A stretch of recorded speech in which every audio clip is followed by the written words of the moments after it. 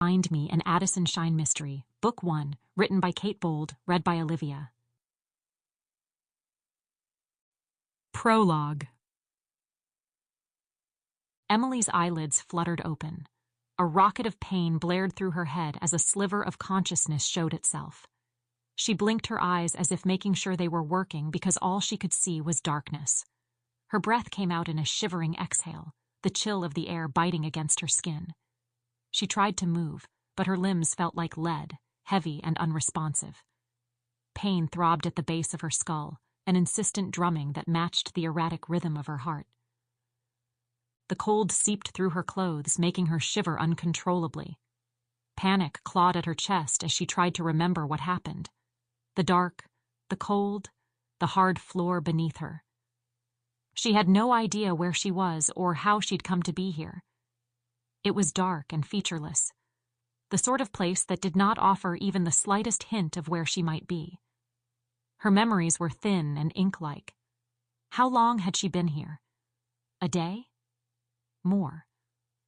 The gnawing emptiness in her stomach suggested it had been quite some time since she'd last eaten, and her parched throat screamed for water. She wanted to call out for help, but somehow felt it might make things worse, that it might invite danger. After all, someone had brought her here. What if they'd forgotten her?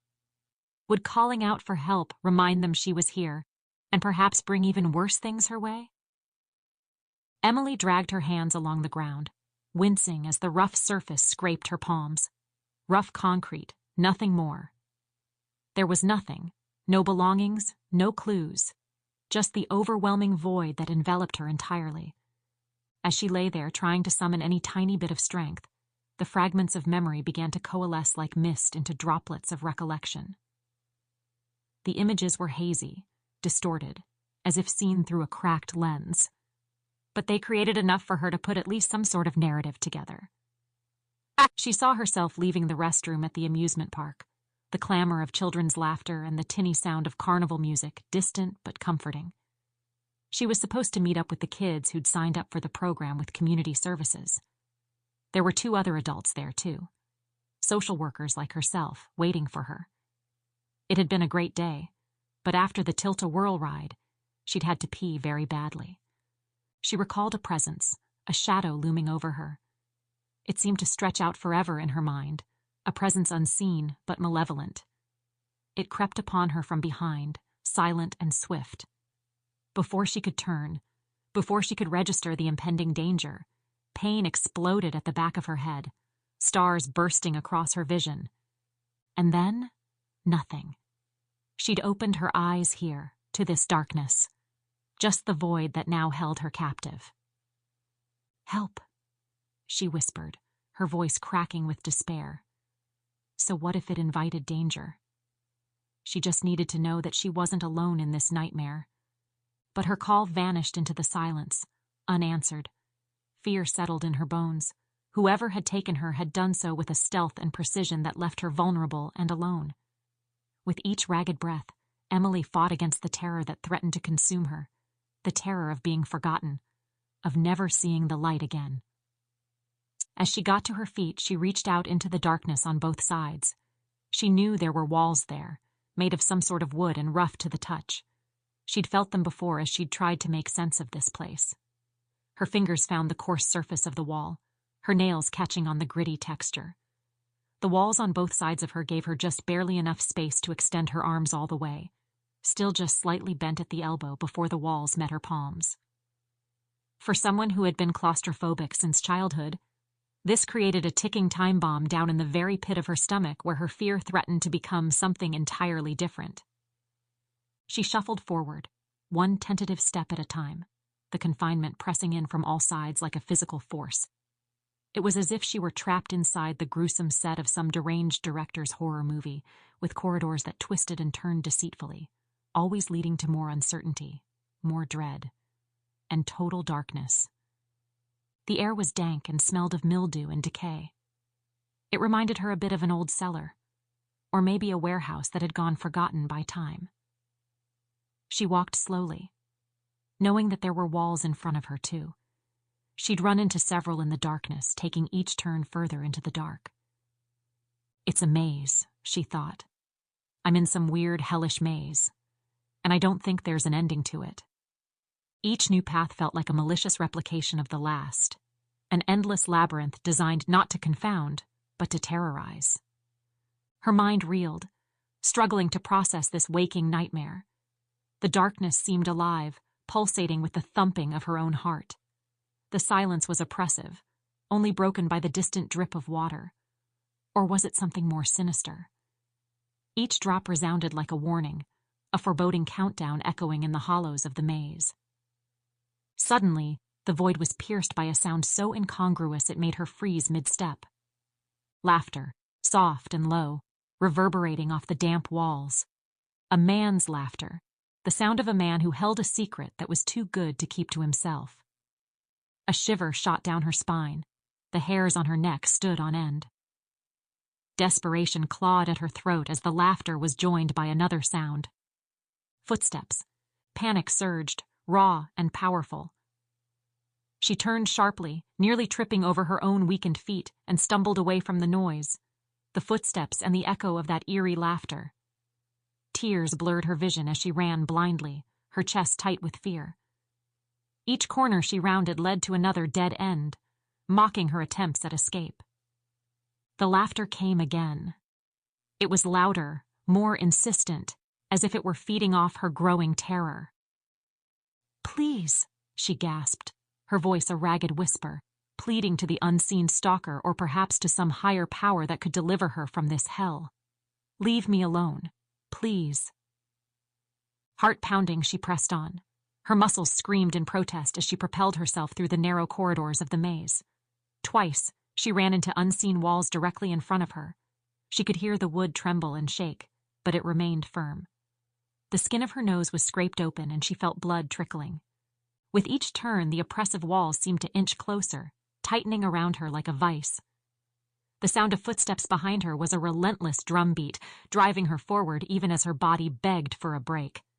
As she darted around a corner, her heart lurching against her ribs, a wave of dizziness washed over her. The world seemed to tilt dangerously. Her legs, already trembling with exertion and terror, gave out beneath her. She crumpled to the cold, unforgiving concrete, her palms scraping against the gritty surface. "Help," she sobbed, the word barely a whisper, tears streaming down her cheeks. She didn't even know who she was speaking the plea to. It was just her base reaction to this misery. She began to shake uncontrollably, a marionette cut loose from its strings. She curled into a ball, trying to make herself small, invisible to even the dark. Anything to escape the presence lurking behind her. The footsteps grew louder, more deliberate, as if her assailant was aware of her dread.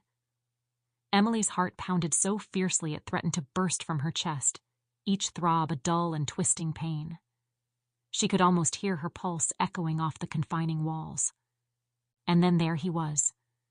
She could not see him in the impenetrable dark, but she knew. She could feel him like another wall, closing in.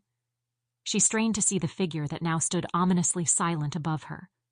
"Stay back," she tried to command, but the words were lost in a fit of coughing, her lungs straining for air that seemed to grow thinner with each breath. She could feel the blood pounding in her ears.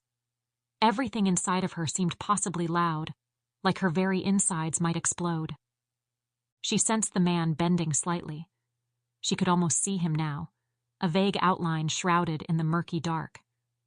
The pain in her chest tightened like a band, constricting her ability to draw a full breath. The figure before her remained motionless, an ominous statue, his motives as obscured as his features. With her heart still rampaging, Emily couldn't discern if he brandished a weapon or was simply waiting to see if her heart would give out. Can't breathe," she gasped, the effort to speak costing her what little strength she had left. Her sight dimmed, the edges of her vision fraying into a darkness even more resolute than the one she was currently residing in. As the man hovered over her, the distance between life and the abyss rapidly closed. "Please," she managed, the plea a mere thread of sound. It was all she could muster, a final, desperate word hurled into the dark, the same dark she felt her body slipping toward. And for just a moment, Emily Torres couldn't help but wonder if her own body would betray her before the man was able to make a move.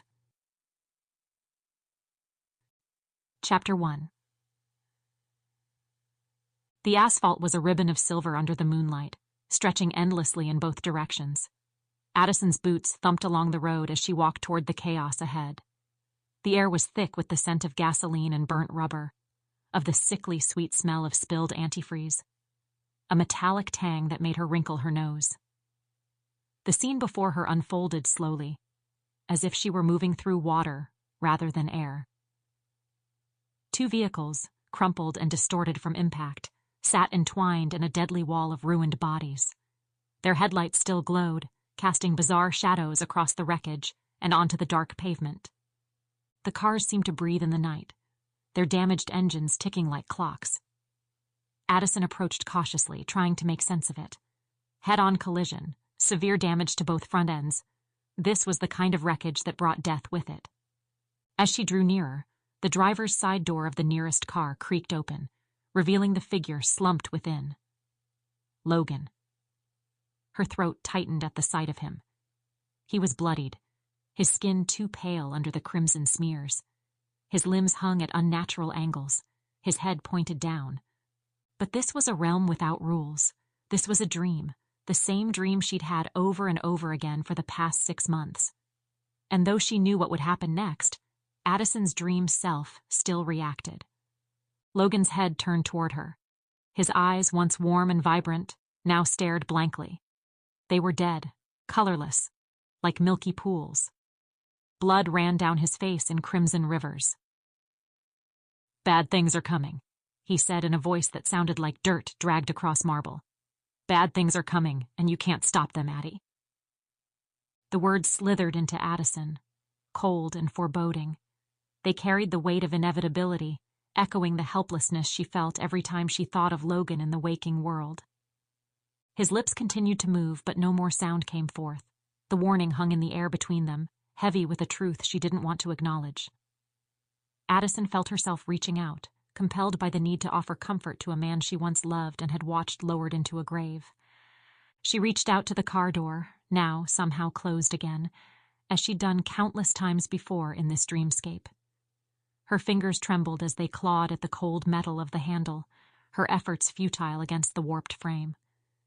The smell of gasoline and burnt rubber permeated the air, an acrid reminder of the tragedy that had unfolded. She pulled with a desperation that transcended the dream, her mind screaming for this to be different, for her not to be too late this time. "Logan!" she cried out, her voice shattering the eerie silence that had fallen over the crash site. No response came from the steel tomb, only the hollow echo of her own plea. It was then that his hand emerged from the wreckage, pale and dripping with dark red, reaching through the shattered driver's side glass. His grip on her arm was icy, jolting, its strength belying the lifelessness in his eyes. "Addie." Logan's voice was a whisper, a ghostly thread in the chaos of the dream. "You can't stop it."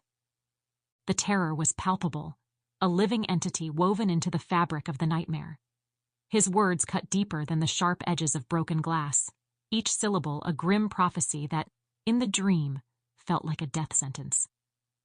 Dream Addison's heart pounded in her chest, a frantic drumbeat trying to outrun the inevitability that his warning carried. And then the world shifted, a violent lurch that tore her from the scene and thrust her back into the familiar confines of her bedroom. Addison woke with a start, almost screaming but managing only a strangled gasp. Her body was slick with sweat, her sheets twisted around her. She lay there, panting, as the remnants of the dream clung to her consciousness, refusing to be shaken off. It was always the same, the highway, the crash, Logan's haunting gaze. And every time the message was clear: bad things are coming, and you can't stop them. A cruel echo of her career as an FBI agent, a piece of her life that Logan had never gotten to see. She glanced at the clock on her bedside table. Its red digits blinked 5:41 a.m. With a weary sigh, Addison swung her legs over the edge of the bed. Her feet touched the cool hardwood floor, grounding her, pulling her further away from the night's horrors. The real world was under her feet, the dream world dissolved into oblivion for now. But the unease lingered, a familiar companion in these early hours. It gnawed at her, this sense of impending doom that the dream left behind. She ran a hand through her tangled hair and looked at the pre-dawn haze through her bedroom window. It was irrational, she told herself, to let a figment of her subconscious rattle her so badly. But then again, Logan had died 2 years ago. So why had this dream so suddenly started to haunt her at least once every couple of weeks for the past 6 months? Did it mean something? With a deep breath, Addison Shine rose to face the day. She shuffled into the bathroom, the bottoms of her thin pajama pants whispering along the floor. She looked into the bathroom mirror without switching the lights on. Strands of chestnut hair clung to the damp skin of her forehead, while others splayed out in wild disarray. Her eyes, usually sharp and assessing, were clouded with the remnants of sleep. The pallor of her cheeks spoke of nights where sleep was not a priority, the dark circles under her eyes providing further proof. With hands that trembled slightly less than they did moments before, she cupped water from the faucet and splashed it against her face. The coolness of the liquid brought a momentary relief, as if each splash carried away a fragment of her nightmare. She reached for the towel hanging beside the sink and patted her skin dry. She knew too well the sequence of thoughts that would follow like clockwork after the all-too-familiar nightmare. Logan's shattered form in the wreckage would give way to another haunting image. Her sister Jane, whose absence had left a void no amount of time or logic could fill. Addison took a deep breath, steadying her heartbeat further, and braced herself for the emotional torrent. She was sure that if she sat down with a therapist, she'd find out why Logan's death and Jane's disappearance seemed intrinsically linked in her mind. But she also knew that she wasn't ready for such a revelation. She wasn't sure she ever would be. She moved out of the bathroom, not even thinking about heading back to bed for the half hour of sleep she'd been robbed of. The apartment around her was still cloaked in the gray light of pre-dawn Seattle. The city lay quiet outside her window, save for the occasional hum of early traffic or the distant siren that reminded her of the world's ceaseless troubles. Addison moved through the living room and made her way into the kitchen. She grumbled as she started up the coffee maker. She'd set it up to auto-brew last night, but the feature hadn't worked in quite a while. The aroma of freshly ground beans began to fill the small space, offering a comfort that was both simple and absolute. As generic and simple as it made her feel, there was something about the smell of fresh coffee that perked her up. She went to the window and looked out, wondering what sort of dark surprises the city might have for her today. Addison had been working as a special agent with the FBI for 2 years now, a role she had assumed after years of peering through microscopes and speaking for the dead as a medical examiner. At 29 years of age, her life had taken turns she had never anticipated, each one leading her further into the shadowy causeways of humanity's darker side. Romance had long since been shelved, tucked away with memories of Logan and a life that could have been. Her heart had not found the strength to venture out again, nor had her mind seen the logic in trying. She no longer wore the engagement ring he'd placed on her finger, because there were days when the sight of it hurt too much. The beep of the coffee maker snapped her back to the moment. She left the window and the approaching morning and poured her first cup of the day. The steam rose in gentle spirals, and it felt as if they dredged memories of Jane straight out of the mug. Yeah, there it is, she thought sardonically as her interior investigation into Jane came rushing along on the coattails of the nightmare about Logan. She thought of Jane's laughter, a sound that had been a staple of their childhood home. But in an instant, she had been taken, lost to the world during an ordinary day at the mall. She could still see Jane's small hand slipping from hers, the confusion as she called out her sister's name, the panic that clawed at her chest when there was no response. 14-year-old Addison had searched frantically, her voice hoarse from screaming Jane's name. But Jane had vanished, swallowed by the bustling crowd, leaving behind nothing but a void that would never be filled. Despite the relentless pursuit of answers, the years passed with no trace of Jane. No clues to piece together, no suspects to pursue. Just an echoing absence that gnawed at Addison's heart. The case ran cold, yet it burned within her, a perpetual flame flickering with what-ifs and might-have-beens. Detectives had suggested Jane had simply run away. Others thought she'd likely been abducted but were too afraid to speculate beyond that. The loss had shaped Addison, driven her to a career where she could delve into the unknown, seeking justice for others even when it eluded her own grasp. Yet every unanswered question about Jane was a reminder of her own impotence, a wound that refused to heal. When her cell phone rang, Addison jumped. She nearly spilled her coffee as the sound yanked her out of memories of Jane. "Sweet crap," she hissed, her heart slamming hard with the sudden noise. With a sigh and cheeks red from embarrassment, she walked to the kitchen bar where she always placed her phone to charge overnight. She glanced at the caller ID. The sight of Diana Loomis's name sent an involuntary shudder through her. Loomis was Addison's supervisor, a special agent in charge within the bureau. "This is Shine," she answered, her voice steady despite the remnant of fright and embarrassment. "Shine, I need you at a crime scene right away," came the crisp voice of Sec Loomis, efficient as ever. Despite the early hour, Loomis sounded wide awake, authoritative, her words clipped and precise. "Of course, what's happened?"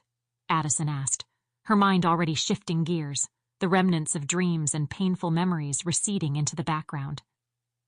"The details are, well, they're weird. And I still don't have all of it yet. I know there's a body in an odd place and local PD is baffled. Right now, that's all I have. Get dressed and head out. I'll text you the address." "Got it. How soon can you be out the door?" 5 minutes. "Perfect.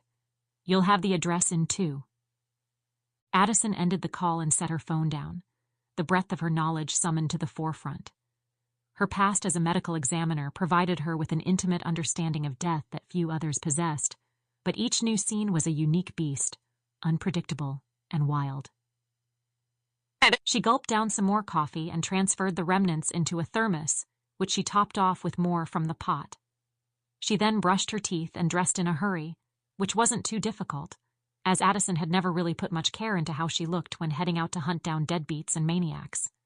She made sure to move quickly before the feeling of inadequacy could fully take hold, the familiar specter of doubt that often accompanied her interactions with Loomis. Yet she couldn't deny the thrill that pulsed through her veins at the prospect of a new challenge, the possibility of unraveling the kind of enigma that had brought her to the FBI in the first place. And if it was something that someone like Loomis found weird, a woman who had pretty much seen it all, then it promised to be a really interesting case.